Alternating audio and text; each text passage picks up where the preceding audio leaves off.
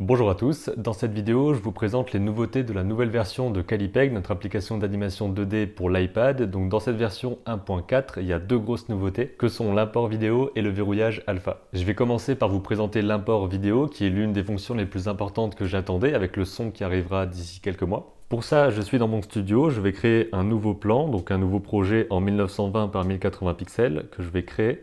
De votre côté, vous avez peut-être l'interface dans l'autre sens, en symétrie, c'est tout simplement parce que je suis gaucher, donc vous pouvez changer ça dans les paramètres, général, et passer interface gaucher ou droitier. Et juste en bas ici, en haut de la pile de calque, vous pouvez voir qu'il y a maintenant des icônes, donc une icône pinceau, une icône caméra, qui signifie respectivement le calque dessin et le calque vidéo. Vous voyez que par défaut, j'ai un calque dessin ici, donc il y a l'icône pinceau juste là, ce qui veut dire que là-dedans, je peux dessiner. Et pour ajouter un calque vidéo, je vais simplement cliquer sur l'icône caméra, ça va rajouter un deuxième calque, donc on voit qu'on est passé à deux calques au total ici.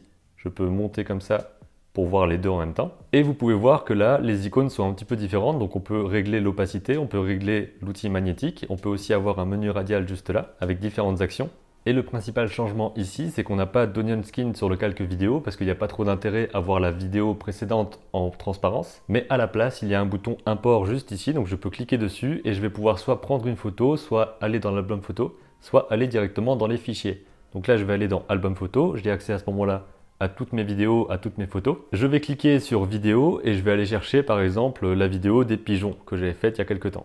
Ça m'amène sur une interface dans laquelle je peux faire play pour voir ma vidéo, je peux lancer de la lecture, je peux naviguer à l'intérieur comme ça, donc ça c'est vraiment une interface qui n'est pas faite par nous, c'est l'interface iOS de base. Et étant donné que je veux utiliser cette vidéo là, je clique sur utiliser. Vous voyez que le chargement est assez rapide parce qu'il va simplement copier la vidéo dans le fichier Calipeg. Et ensuite quand on va naviguer à l'intérieur, il va simplement aller chercher par exemple ici, l'image 53 de cette vidéo en temps réel. Donc la navigation est très fluide parce qu'il n'a pas à calculer toutes les images à chaque fois. Je peux bien sûr jouer ma vidéo, donc là je la vois correctement, je peux zoomer à l'intérieur, etc. Je vous avais montré dans la vidéo introduction à Calipeg que vous pouvez faire un pinch comme ça pour retourner à 0. Et on peut également faire un geste dans l'autre sens comme ça. Et ça va faire en sorte que la timeline présente le clip le plus long, c'est-à-dire que vous allez avoir l'entièreté de votre animation contenue dans la timeline, quoi. Ce clip vidéo, il est manipulable comme n'importe quelle autre feuille, c'est-à-dire que je peux diviser comme ça, en découpant simplement, je peux prendre cette partie-là et la mettre à la fin, donc je peux vraiment faire ce que je veux avec ma vidéo, c'est un petit peu comme une sorte de mini logiciel de montage, très grossièrement. Mais par contre, vous pouvez voir que si on essaye de déplacer la vidéo, on ne peut pas déplacer un objet différent dans un autre type de calque, parce que là, c'est un clip vidéo, donc il doit forcément être dans un calque qui a cette petite icône caméra, et je ne peux pas le déplacer dans un calque dessin, et inversement. Ce qui est normal parce que ce sont des objets complètement différents, et on divise ça par différents calques. Quand il y aura des calques transformation, ce sera un calque à part. Quand il y aura des calques son, ce sera des calques à part, qui ne vont pas communiquer les uns dans les autres. Je peux changer l'opacité de ma vidéo, très simplement. Dans le menu radial, j'ai à peu près la même chose. Je peux supprimer mon calque, je peux le verrouiller ou le déverrouiller. Je peux sélectionner tout ce qu'il y a à l'intérieur. Je peux aussi dupliquer le calque avec les dessins, forcément, parce qu'il n'y a aucun intérêt à dupliquer des clips vidéo vides. Donc là, ça me fait un deuxième calque vidéo avec la même chose à l'intérieur. Je peux le rendre visible uniquement, ou alors le rendre invisible.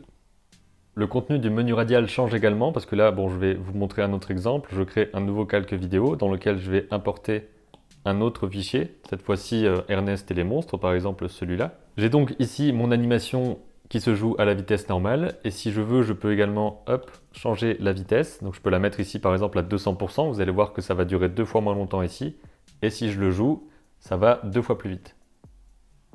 Parce que lorsque vous importez une vidéo dans votre plan, elle va se jouer au même nombre d'images par seconde qui est défini ici. Donc c'est le nombre d'images par seconde de votre plan globalement. Et quoi qu'il arrive, 1 seconde dans votre vidéo originale va durer 1 seconde dans ce plan ici. C'est adapté. C'est-à-dire que si vous avez un plan en 60 images par seconde qui dure 1 seconde et que vous l'importez en tant que vidéo dans ce plan-là qui est à 24 images par seconde, elle va quand même durer 1 seconde, donc 24 images ici. Sauf que certaines images forcément seront sautées pour avoir la même durée ici. Donc on a décidé dans le menu radial de mettre cette option-là pour le mettre au ralenti ou en accéléré selon les besoins.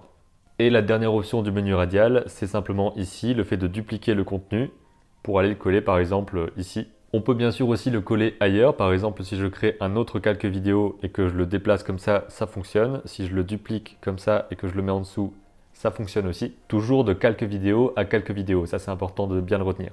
Voilà pour ce qui est de l'import vidéo, c'est assez simple à comprendre et c'est très utile pour faire de la rotoscopie ou alors par exemple comme je le fais dans mon plan que je peux vous montrer dans la version bêta. Ici donc j'ai le plan avec Ernest et les monstres et j'ai mis en dessous l'animatique. Pour travailler sur ce plan, j'ai donc importé la vidéo de l'animatique que vous pouvez voir, c'est le calque qui est en dessous.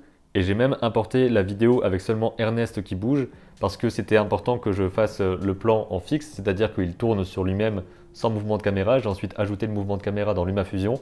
J'ai exporté une vidéo et je l'ai importé ici pour travailler le reste. Donc c'est très bien d'avoir ça pour ajouter de la souplesse au processus de travail et pouvoir exporter une vidéo, la travailler ailleurs, la réimporter en tant que vidéo et travailler de l'animation par au-dessus. C'est vraiment cool d'avoir cette fonction-là. Et tant que je suis dans ce plan-là, je vais vous montrer la deuxième grosse nouveauté de Calipeg 1.4, à savoir le verrouillage alpha. Donc le verrouillage alpha se trouve dans le menu radial ici. On a rajouté simplement un bouton d'action dans cette partie-là. Je vais sur verrouiller l'alpha. Vous voyez que ici, il y a un damier en arrière-plan du calque, ce qui signifie que l'alpha est verrouillé et que maintenant, si je prends une autre couleur, par exemple celle-ci, je vais pouvoir dessiner seulement sur les pixels visibles qui existent dans ce calque. Parce que le verrouillage alpha s'applique sur tout le calque, c'est-à-dire que même ici, ça fonctionne. Et si je le déverrouille, je peux dessiner partout. Bien sûr, par la suite, on compte rajouter des masques qui pourraient s'appliquer sur différents calques pour faire les ombres ailleurs que sur les couleurs. Des modes de fusion, ce genre de choses qui arriveront dans les mois à venir parce que pour l'instant, on sait que dans la prochaine version, on va se concentrer sur faire des lignes par exemple, enfin des formes, pouvoir faire des lignes droites, des cercles parfaits, ce genre de choses-là. Ensuite, il y aura le son qui sera dans la version qui sortira encore après celle-ci. Et les modes de fusion seront peut-être dans la version encore ultérieure à ça. Donc on avance vraiment petit à petit, fonction par fonction, mise à jour par mise à jour. Il y a d'autres petits ajouts qui ont été faits et des corrections aussi assez importantes qui ont été faites. Je vais vous en faire la liste tout de suite. Par exemple, là, vous pouvez voir que si je dessine et que je mets le doigt sur l'écran, ça passe en gomme automatiquement. Ce qui peut être assez pratique quand on dessine et qu'on veut simplement gommer une petite chose, mais parfois ça pouvait donner quelques petits conflits si on pose le doigt sans le vouloir, ce genre de choses-là. Donc dans les réglages, dans Toile, on a fait en sorte de rendre possible ou non le changement d'outil au doigt. Donc là, il est activé, c'est-à-dire que ça marche. Je fais ça, je mets le doigt, je gomme. Et si je le désactive, donc je peux dessiner et mettre le doigt sur l'écran sans que ça pose problème. Donc ça, c'est question de préférence, si vous laissez vos doigts traîner sur l'écran ou pas d'habitude. On a aussi fait en sorte qu'on ne puisse plus dessiner sur les calques qui sont invisibles parce qu'auparavant, on pouvait, c'est-à-dire que là, je dessine, je rends le calque invisible, je vais sur un autre calque. Et auparavant, là, bon, je dessine sur ce calque-là, c'est normal, mais si j'étais sur ce calque-là, je pouvais dessiner sur celui-là alors que je ne le vois pas, ce qui était pas très pratique. Donc on a corrigé ce truc-là. On a aussi fait en sorte que tous les lissages soient par défaut à 0 dans les brosses, parce que ça pouvait être assez déroutant de dessiner et d'avoir, par exemple, ici comme ça, un changement qui se fait alors qu'on n'a pas décidé de le faire. Donc on a décidé de tout mettre à 0 par défaut et on le change seulement quand c'est volontaire et qu'on en a besoin. Autre chose au niveau de l'interface qui rend le tout un petit peu plus clair, dans les palettes, donc ici dans le menu palette, quand je sélectionne une couleur, on voit qu'il y a un cercle blanc autour, donc qui permet de savoir que c'est la couleur courante. Par exemple, si je sélectionne cette couleur-là que je fais un trait avec, qu'ensuite je vais la changer dans la palette, mais qu'avec la pipette, je récupère cette couleur, on peut voir qu'elle est de nouveau encerclée dans la palette. Ça donne un peu plus de clarté et elle est également mise en valeur dans l'historique de couleurs. Autre chose qui a changé, si je vais dans Export ici et que j'exporte en MP4, que je fais exporter, il y a un petit bouton Annuler. Comme ça, je peux couper l'exportation en cours. Il y a aussi eu des optimisations par rapport à l'export en PNG parce que parfois on a besoin d'exporter vraiment énormément d'images, des centaines d'images, et ça pouvait prendre trop de place sur la mémoire et donc causer comment on appelle ça en français, une surcharge de mémoire, ce qui faisait que l'application crachait. Donc maintenant on a fait en sorte que l'export en PNG écrive les PNG directement sur le disque. Donc c'était déjà exporté sur le disque avant, mais disons que le processus d'export se passe aussi sur le disque. Donc ça demande plus d'espace de stockage forcément, mais ça rend la chose beaucoup plus stable. Et globalement, il y a aussi eu des optimisations au niveau de la timeline en elle-même pour qu'on puisse naviguer plus facilement à l'intérieur. Vous pouvez voir par exemple qu'ici, il y a à chaque fois la mise en valeur du numéro de l'image sur laquelle on est.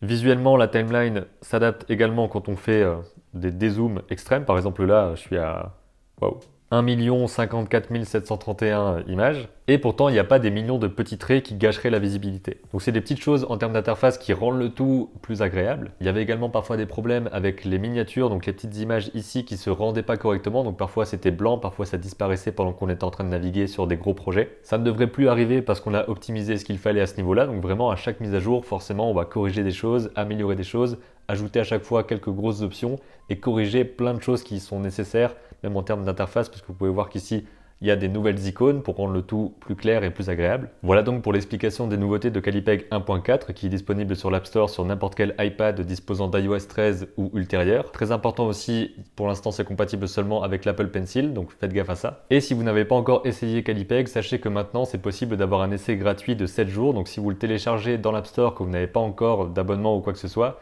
vous aurez 7 jours gratuits dans Calipeg, qui est absolument sans engagement. Au bout des 7 jours, ça va juste bloquer l'application et vous aurez à ce moment-là les 3 choix de prix, 1 € par mois, 10 € par an ou 50 € pour l'achat permanent, avec évidemment toutes les mises à jour incluses à chaque fois. Bref, on va continuer de développer ça dans les mois et années à venir pour faire en sorte que Calipeg soit le studio d'animation complet pour votre iPad. Je vous dis à bientôt et d'ici là, comme d'habitude, créez vos images et racontez vos histoires.